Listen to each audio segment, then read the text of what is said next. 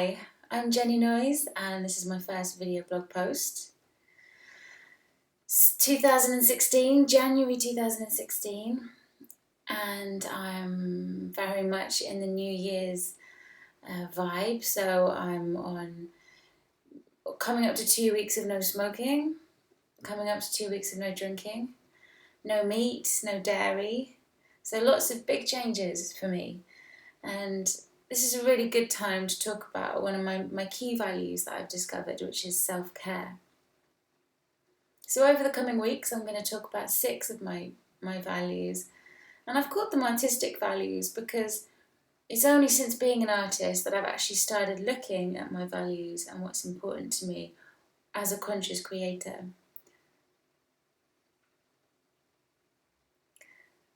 The time that this happened to me, when I discovered that I was an artist, it was around the time when I had a breakdown, an emotional exhaustion experience. Unlike anything that I'd ever had before, whenever I felt overwhelmed before or felt poorly, I'd take a few days off work and then I'd start to feel better. But it didn't work out like this time. And I think I learned that I had a limit. I learned that I needed to learn how to take care of myself. And I learned that I needed to learn how to listen. So those 2 things became really fundamental to me at the back of 2012. I realised that I'd been suppressing this idea of being an artist, and while I'd always done my music in my spare time, as my work life was increasing, my music was increasing on an evening, and something had to give. And I didn't listen to the signs, and it ended up in being diagnosed with vertigo, which is essentially, while it can have physical causes, blockages in the body or imbalances in the body, it can also be caused by an overload of information coming in from the external world, causing dizziness. And this lasted about 3 months, and it was quite a scary time. I couldn't talk to anyone. I was living on my own at the time, and I couldn't actually communicate with anyone what I was going through because that was so exhausting. So I quit my job, I quit everything, and I ended up sitting in a dark room for most days just while I let my body heal. So from this experience, I learned that being an artist was really important to me, and I needed to invest more time in that and ignore the fear of becoming penniless, of failing, of never achieving what it is in my heart I'm setting out to achieve. But what I've realised is that it's more important that I try to follow my dream. And in the trying, I find my happiness. So it's very much about the journey and not the destination. So in a way, that breakdown was one of the best things that ever happened to me. So self-care has become a really important value for me as a creative person. And I think that learning I had a limit was important. So now I really listen to my body and I listen to my thoughts. So this idea of suppressing myself as an artist in order to make money caused an illness. So now I have a morning routine. So I get up. Well, the aim is to do this 5 days a week, Monday to Friday. Sometimes it goes down to 1 day a week. But I always aim for 5 days a week. So I get up and I do yoga for an hour. And then self-practice. So about 6 o'clock I get up and do yoga. And then at 7 o'clock I meditate for half an hour and do some visualizations and some chanting at the end of that. And then finally I do these things called morning pages. Morning pages I got from Julia Cameron's Artist's Way, which I discovered at that time. A good friend gave it to me around the time that I had my breakdown.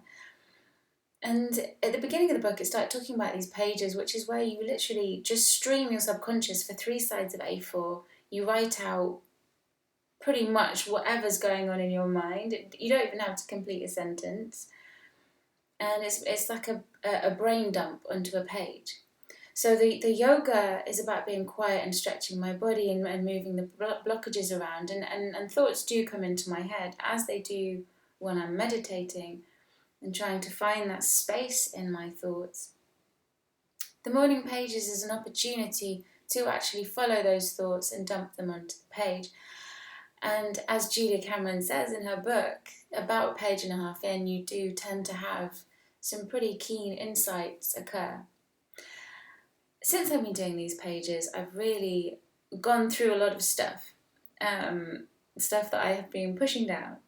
So it's a really important part of my self-care routine, and I very much make sure that the morning routine, if I fail to do anything else, as long as I aim to do my morning routine, I will keep mentally well and learn to listen to my body and my mind and my heart. So becoming an artist was pretty scary. In the initial stages, for the first 3 months while I was poorly, all I could actually do, it wasn't very much, but after a few months, all I could do was be creative. So I set up a YouTube account and I set myself a 12-week video challenge where between me and a few friends, we created music on film, or I learned how to edit images over the top of music that I'd created with other people. And these videos are on my YouTube video. You can see I think it's from November 2012 when I first set it up. So it's throughout December and January I did this 12-week video challenge. I suppose that'd be January, February and February.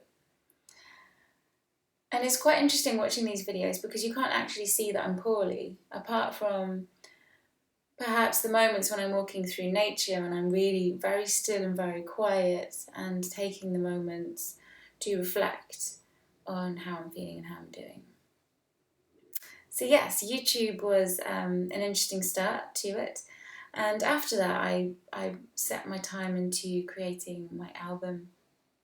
And since then, I've been learning lots of skills in how to edit film, create music videos, and Photoshop, and building websites, and lots of skills.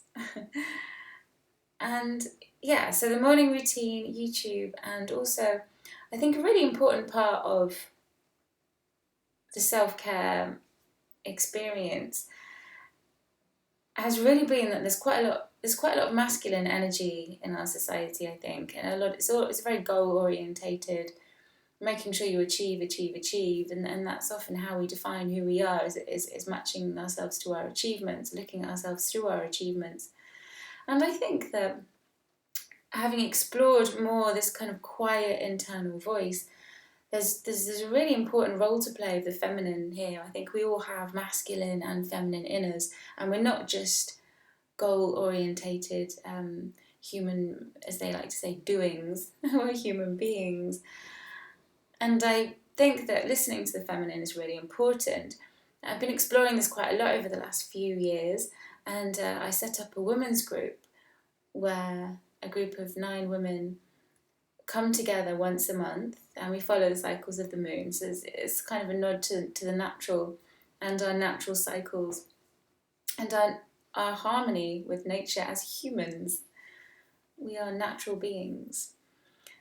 And we really just take time to sit and listen to one another. And it's a ritual. It's all based around a ritual. So no one has an opportunity to dominate or take control.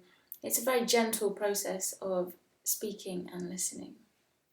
And I find this once a month reflection with other people in such a gentle way where no one has to be anything other than themselves has also been really helpful to my self-care. So one of my artist values is self-care. I'll be talking about the other 5 values in the coming weeks and the way that I look after myself. There are many ways that we look after ourselves, but the key ones for me at the moment are my morning routine with yoga, meditating, and morning pages, and making time for the feminine. So these have been my key focuses, and experience as an artist. So it's been amazing to share this with you, and I look forward to hearing any comments that you have. Thank you so much for sharing this journey with me. You can follow me on Facebook, Twitter, YouTube, and SoundCloud. And I'll see you this time next week. Best wishes. Bye-bye.